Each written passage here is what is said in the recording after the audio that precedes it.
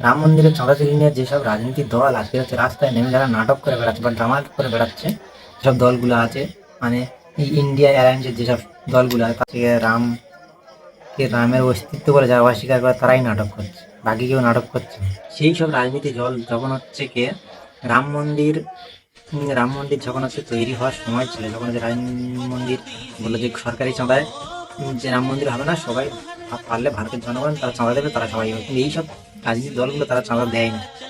আর এরা হচ্ছে কি কোনোদিন চাঁদা দেয় না, এরা তো সেই চাঁদা নিয়ে এরা সব দামা করে বেড়াচ্ছে যে आप लोगों में से किसी ने कोई चंदा दिया तो रसीद लेकर आ जाओ भैया, जरा देखे तो सही आपका कौन सा पैसा चोरी हुआ, जरा रसीद लेकर आ जाओ जितने। রাম মন্দিরের চাঁদা চুরি, যারা চাঁদা দিয়েছে তারা কিন্তু আজ পর্যন্ত বলেনি যে হচ্ছে রাম মন্দিরের চাঁদাটা চুরি গেছে বলে তারা এইরকম মানে নাটকটা করেনি, টামাটা করেনি।